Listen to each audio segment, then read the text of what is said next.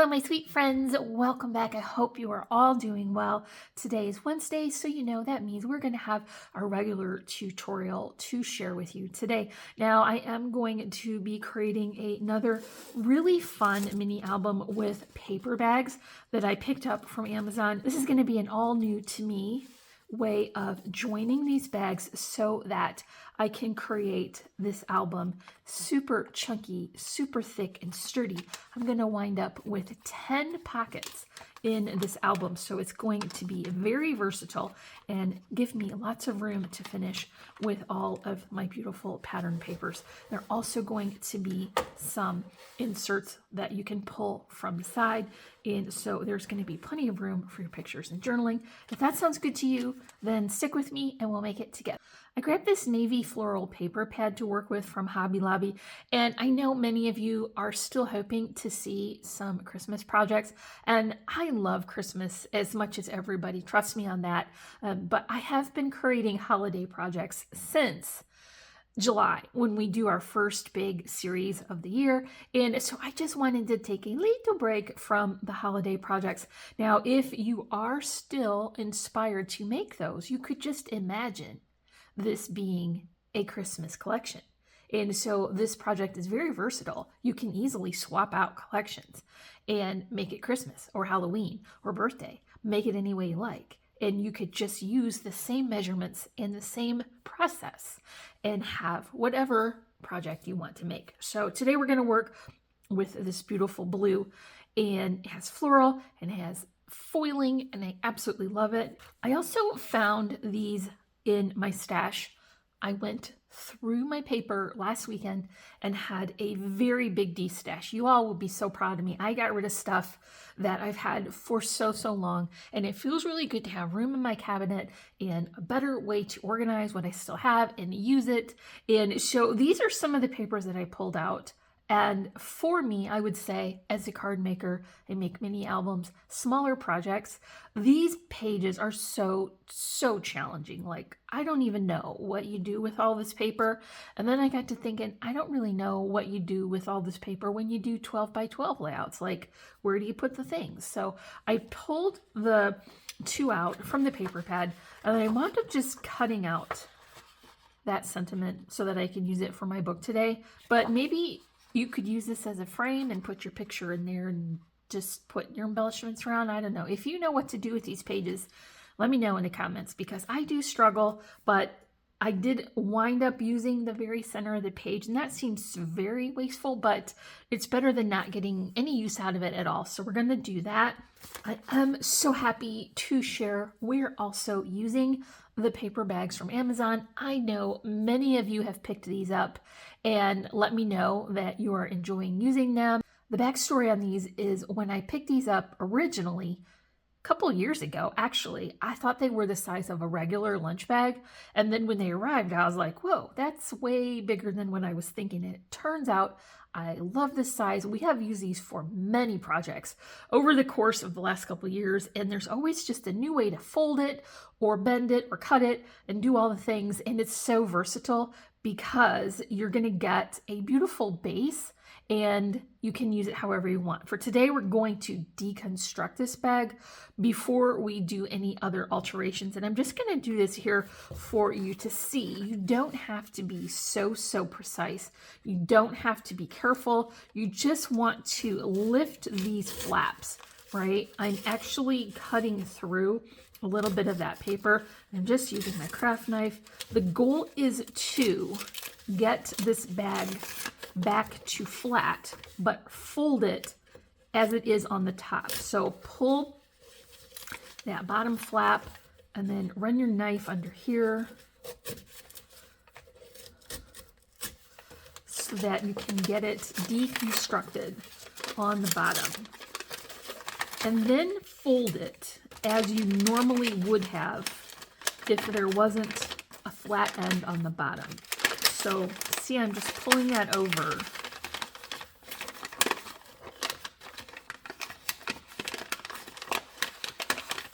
And reinforcing that crease. All right, so now it's all flat again. What I want to do is fold it from the top opening to the score line where that bottom score would have been, where the flat portion is.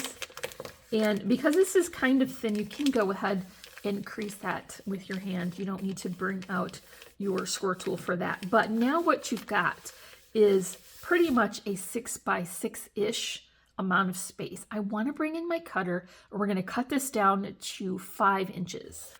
You can see I've just got my guillotine cutter here. I'll slide the folded part in so that I can measure it from the side that I need to cut off.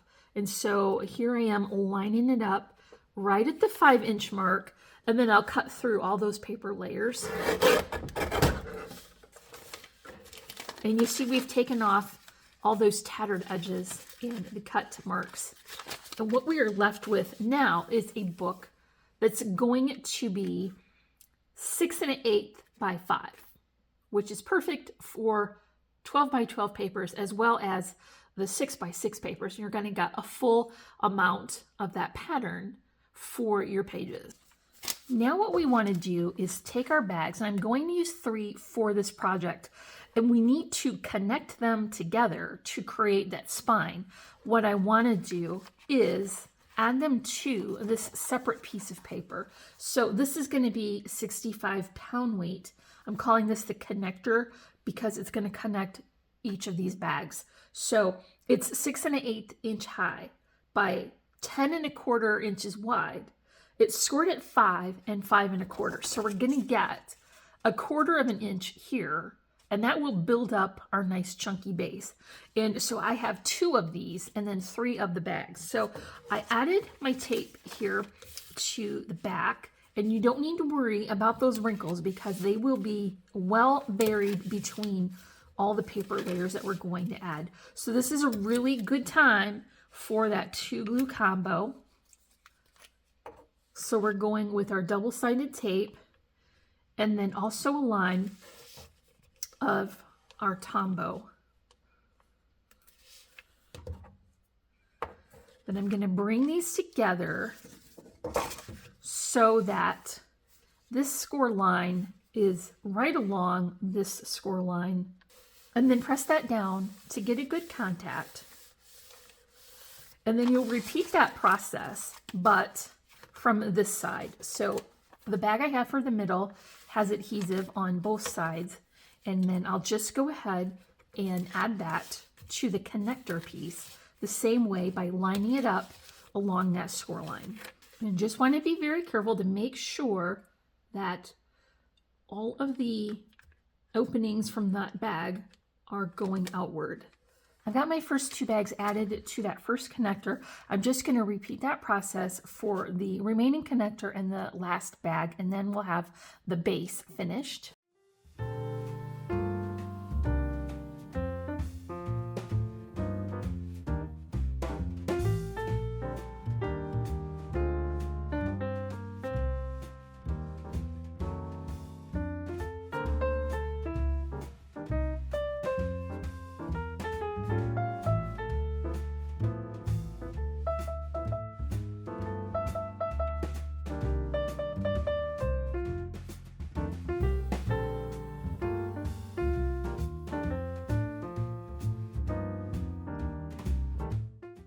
On the last 2 pieces, I am realizing it is much easier to position this going from those cut edge and then working toward the score line. So I just went ahead and did that for those last 2 pieces.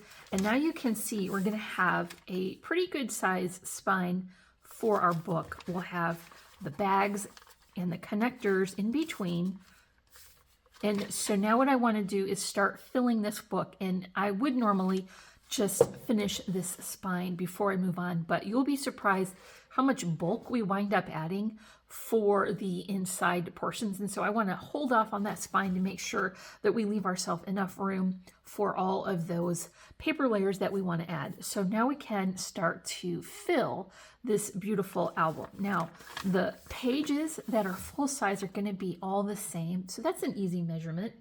We're going to have a cardstock height of 6 inches high by 4 7/8 of an inch wide. The pattern paper is 5 7/8 by 4 3/4. And you'll see now how adding these layers is going to make this more sturdy and more chunky, and also hide those little bits that were folded. So I'm going to add the same pattern for these 2 pages, and I'll repeat that as I work along, but you do not have to do that. If it makes sense to you to mix and match, then you do that, whatever makes you happy.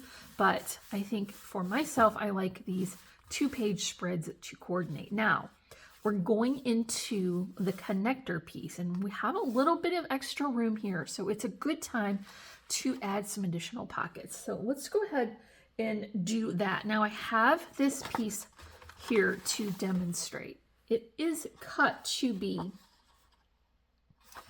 8.5 inches high by 5.5 inches wide. I put this in my scoreboard. I scored it at 6 1/8. And then I turned it and I scored it at 5. So we're going to get the same full-size page measurement from this pocket. Now, you see where I have indicated these lines. I'm going to cut all of this off up to the point where those score lines intersect. You would do a much more careful job than I am doing here, just trying to demonstrate this. And I have found it is really easier to do this on the guillotine cutter, because then you get that good crisp cut edge. Now for this portion, that will be the flap that wraps around. I'm going to just nip off that corner, going all the way to those intersecting score lines. And this is going to be the pocket. Now you do want to add your pattern paper to the back before you fold it up. And this will have only one side to close that in. So here is the pocket that I have prepared. Same size on that paper. So let's just go ahead and add that pattern to the back. Now I'll flip it and add that tab over, closing in that pocket. Then I can pull this tape backing off.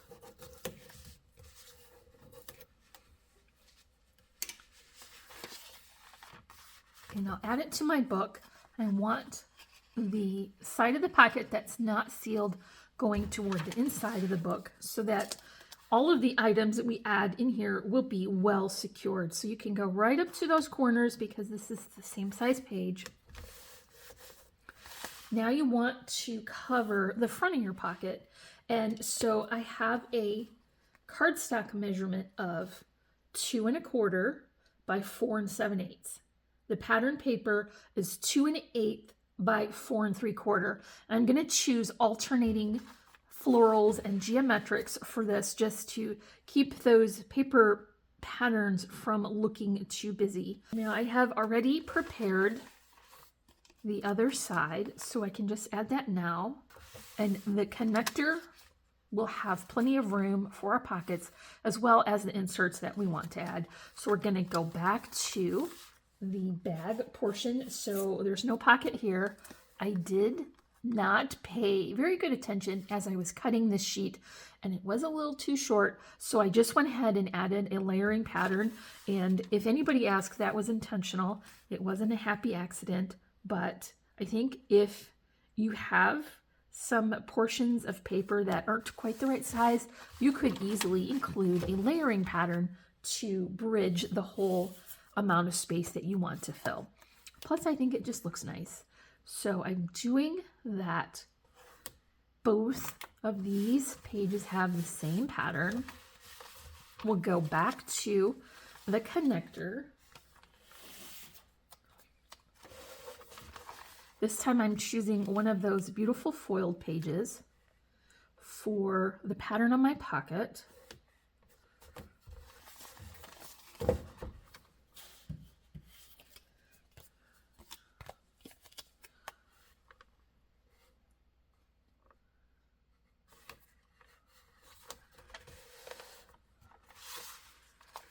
And And then we'll have our last two regular pages.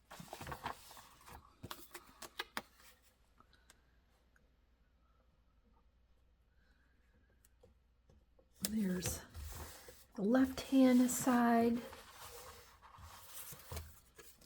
and the right-hand side. So I believe you would agree with me that this was pretty quick to put together and cover with our pattern papers. You could probably also include some tip-ins if you were so inclined. This particular paper pad does not have any kind of cut-apart images, and so I elected not to have those. But what I did want to add are inserts for these pockets.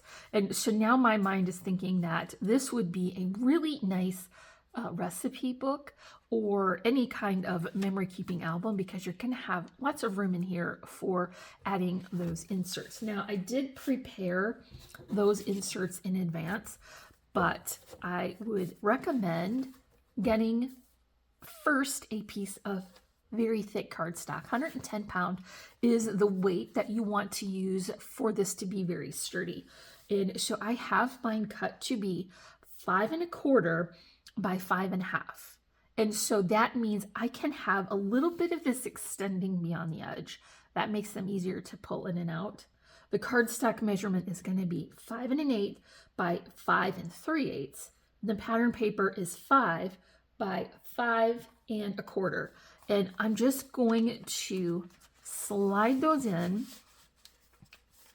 along the way. I've got 2 inserts for each of those patterns, so that I could use my paper frugally. And I'm just working along more of these beautiful foiled papers work in here. And you will notice I don't have anything on the back, and that is because I believe that's a really good place to add your journaling or add some additional pictures if you choose. So we're going to continue working along, just filling in all of those inserts, and you probably want to take a little bit more time to make sure that these are all kind of evenly spaced. There's plenty of room in that pocket because we cut that insert a little bit shorter than the bag size. Now look how bulky that got. So we're glad that we waited for this moment to put our spine cover on. I've got this spine cover made from 110 pound cardstock. It's cut to be 6 1/8 of an inch high by 3 inches wide. I've put my first score line in at 1, and I've also added the tape. So we're going to add that first side on. I think it will be easier to set my book up on its end and then bring those 2 corners together, so that I know I've got that in there nice and snug and even. And then I pushed down here to get a good contact. I'll lift my book up, then I'll come to the scoreboard and line that up where the edge of the book meets one of the grooves in the scoreboard. So now I can just make a score exactly as wide as I need for this book, and I will get that beautiful, nice, crisp cut edge. I'll add 2 more lines of my double-sided tape here.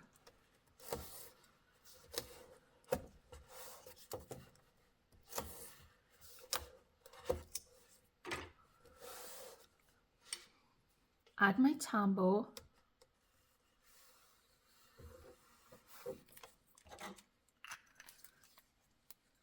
Then I'll repeat that process of lifting the book up on its end. And then I'll bring that second piece from the back over and adhere that so that I know I've got that beautiful, nice, crisp edge here on the back and the front. Make sure to press that down well and truly get a good contact there. I'm going to finish the back of the book while I have that flipped over, and so I'm just going to use the same measurements for those full-size pages. That will cover the flap from the spine. Now that I have the back covered, I also want to include a little bit of that pattern paper and cardstock to the spine. And so this piece of cardstock is cut to be 6 inches high by 5/8 of an inch wide, and the pattern paper is 5 7/8 by 1/2. I did pull that off screen and add that. It's easier for me to see over the top to get that position correctly, and I did add that with my double-sided tape and Tombow. So now we can get to decorating the front cover, and I did add just a little strip of my tape here, and then I'm gonna bring in this beautiful smoke blue taffeta ribbon from Really Reasonable Ribbon, and I will wrap that around and just position that in the middle so that I get that placement exactly where I want. Then we will bury that ribbon between the layers of the paper and the cover, so we'll be well secured. Here is another piece of that beautiful blue floral. This time I added the stripe at the bottom just for decorative purposes. This is not one that I cut incorrectly. So now I have that base, and I do need to break up a little bit of that busy paper with a doily. I'm going to position this pretty far close to the edge here so that I have room for my sentiment. And remember, I did cut that from that center of that large piece of 12 by 12 paper. I used a oval die with a nesting layer for the cardstock so that I would have a nice border, and I did pop all that up on a spacer, and this is going to go pretty close to that edge once again so that there is room for my flower arrangement. I have this arrangement created with the beautiful Magnolia flowers from a Really Reasonable Ribbon. I did alter them slightly so that they would better match my project, and I paired that with some die cut foliage, netting, loopy twine bows, and more of that beautiful smoke blue taffeta ribbon. I'm just going to position this here so that I am careful not to extend past the edge or cover my writing, and I will add this with hot glue. I've got a couple of little cute mushroom charms here. I'm going to add those to this top corner, pressing those strings into hot glue, and then removing the excess. Cover those cut strings with a button. Go ahead and tie this book up. I just finished off the front cover with a couple of those pretty little sequins added with my Tombow. Remember, I will leave a link in the description for those bags from Amazon if you're interested in creating with those, as well as links for all of our socials. If you enjoyed this project, let me know in the comments and give me a big thumbs up for this video. If you're not already, I would love for you to subscribe and join my crafty little family. And as always, I'm wishing you a happy and productive day, and I thank you so much for watching. Bye!